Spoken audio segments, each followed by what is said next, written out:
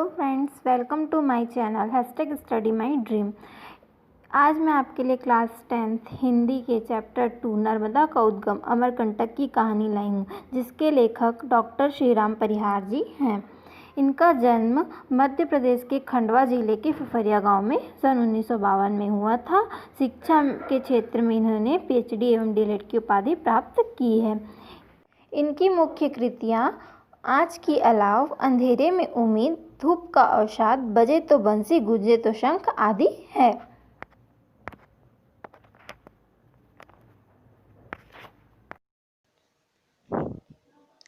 इस चैप्टर में लेखक ने अपनी अमरकंटक यात्रा के बारे में बताया है कि वे जब अमरकंटक जाते हैं तो उन्होंने क्या क्या दृश्य देखा। इस चैप्टर में लेखक ने इसका वर्णन किया है। लेखक को अमरकंटक जाने का निमंत्रण मध्य प्रदेश संस्कृत अकादमी के द्वारा मिला था। जब वे अमरकंटक यात्रा के लिए निकल रहे थे तो उन्हें चारों ओर हरियाली ही हरियाली दिखाई दे रही थी। अमरकंटक जाते समय उन्होंने सोन नदी की धारा देखी। सोन नदी की धारा उन्हें ऐसी प्रतीत हो रही थी जैसे कि कोई चांदी की धारा नीचे गिर रही हो। अमरकंटक का पर्वत दृढ़ विश्वास से खड़ा हुआ प्रतीत हो रहा था और बादलों का गरजना और बिजली का चमकना देख लेखक को ऐसा प्रतीत हो रहा था जैसे कि प्रकृति आंख मिचौली खेल रही है। नदी की जलधारा ऊपर से नीचे की ओर आती है। नदी की जलधारा है ना, जो ऊपर से नीचे की ओर आती है, जिसे देखकर लेखक को ऐसा लगता है मानो धरती की प्रार्थना आसमान ने स्वीकार कर ली है। उसके पूर्वी और पश्चिमी भाग का सौंदर्य अप्रतिम है, जो पेंड्रा रोड और जबलपुर ढिंढोरी मार्ग से आने पर दिखाई देता है। लेखक ने जो जो देखा रास्ते में उसका वर्णन लेखक कर रहे हैं। लेखक बताते हैं कि विंध्याचल और सतपुड़ा का क्षेत्र अत्यंत ही मनोहारी है, जिसे देखने से ही आनंद प्राप्त हो जाता है। इसे मेकल नाम दिया गया है।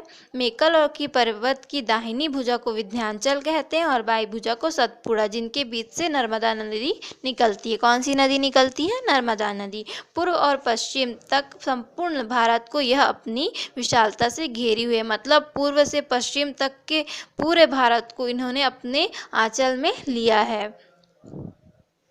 आगे लेखक बताते हैं कि वे बहुत ही आड़ी तिरछी सड़क से चलते हुए अमरकंटक तक पहुंच जाते हैं।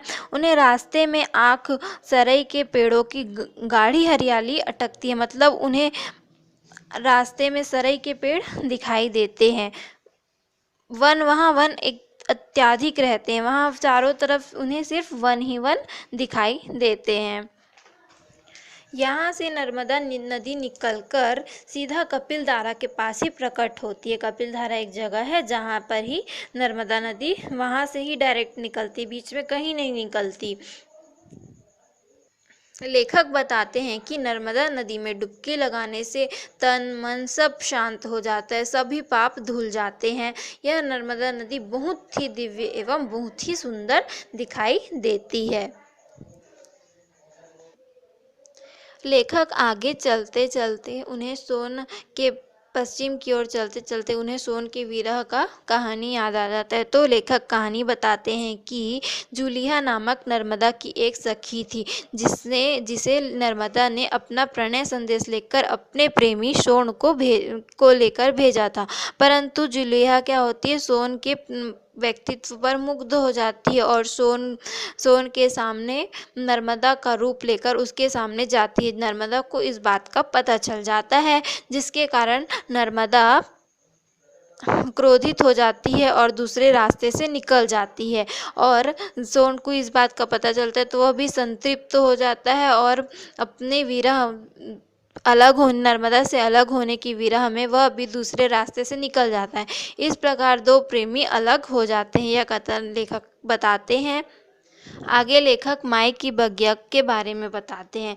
यह नर्मदा और सोन नदी के प्रवाह का क्षेत्र है, जिसे माई बगिया के नाम से जाना जाता है। यहाँ सरई और आम के अनेक वृक्ष हैं, बगीचे हैं और यहाँ छोटा सा कुंड और गुलेब का वली का फूल है। माय की बगिया में भूमिगत होकर पश्चिम दिशा से 2-3 किलोमीटर दूर कपिलधारा के पास नर्मदा निकल जाती है। गुलेबका वाली फूल की एक विशेषताएं है कि इस फूल से आँखों की तपन दूर हो जाती है। आँख में यदि कोई भी दिक्कत होती है तो यदि इस फूल के रस को निचोड़ कर लगाया जाता है तो यह ठीक हो जाता है, आँखों की तपन दूर हो जाती है। लेखक आगे बताते हैं कि सोनमुड़ा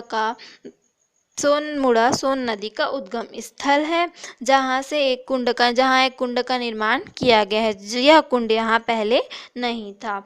कुंड से एक पतली जलधारा निकलती है जो पर्वत की ओर निकलकर सोन नदी का निर्माण करती है। थोड़ी दूर जाने पर उन्हें नीचे गिरकर यह वृक्षों में अदृश्य हो जाती है।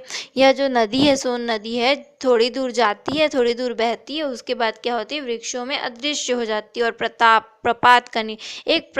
प्रपात का निर्माण कर लेती है। यह प्रपात बहुत दूर से ही दिखाई देता है। यदि अमरकंटक कोई जा रहा है तो उसे यह प्रपात दूर से ही दिखाई देने लगता है। सोनमुड़ा के कुंड में श्रद्धालु जन द्वारा डाले गए सिक्के पड़े रहते हैं। इस कुंड में क्या होते हैं, श्रद्धालु जन मतलब जो अमरकंटक जाते हैं वे लोग सिक्के डालते हैं, वे दिखाई देते हैं। सोन अमरकंटक का गर्व है। सोन जो जगह है वो अमरकंटक का गर्व है।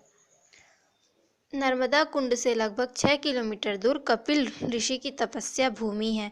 यहाँ से 150 फीट ऊपर से नर्मदा नदी गिरती है। उसकी धार ऐसी दिखाई देती है जैसे कि कोई दूध की धार नीचे गिर रही हो। लेखक आगे बताते हैं कि कपिलधारा के ऊपर एक वनवासी स्त्री जामुन बेचते हुए बैठी थी, जिसने लेखक से कहा कि यदि नर्मदा नहीं रहेगी तो हम लोग कैसे जीवित रहेंगे। उसके ऐसा कहने के पीछे कारण यह था कि वहाँ नर्मदा के आसपास की भूमि का उत्खनन हो रहा था, उद्योगों के लिए इसका उत्खनन हो रहा था, एल्यूमिनियम ले जाया जा रहा था, जिसके कारण नर्मदा पूरी तरह से तबाह होने के कगार में थी। लेखक आगे कहते हैं कि अमरकंटक में नर्मदा का यह क्षेत्र न केवल मनुष्यों की बल्कि देवी देवताओं, लोक कथाओं, ऋषियों एवं साहित्यकारों सभी के लिए महत्वपूर्ण रहा है। नर्मदा की यह भूमि बहुत ही पावन भूमि है। प्राचीन समय में शायद यहाँ आम के वृक्ष बहुतायत रहे होंगे, इसलिए कालिदास की यहाँ युक्ति भी प्रसिद्ध हुई है कि यहाँ इसे आम्रकूट नाम दिया गया है। आम्रकूट का अर्थ होता है आम का बगीचा। जंगल में आज भी कहीं कहीं आम के वृक्ष विद्यमान हैं, किंतु सोनमुड़ा और माई की बगिया के पास ही सब आम के घने वृक्ष शेष हैं।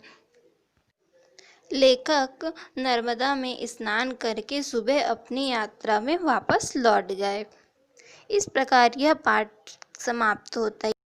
अगर आपको किसी प्रकार का डाउट है तो मुझे कमेंट बॉक्स में ज़रूर बताएं। मेरे चैनल को लाइक, सब्सक्राइब और शेयर करना ना भूलें।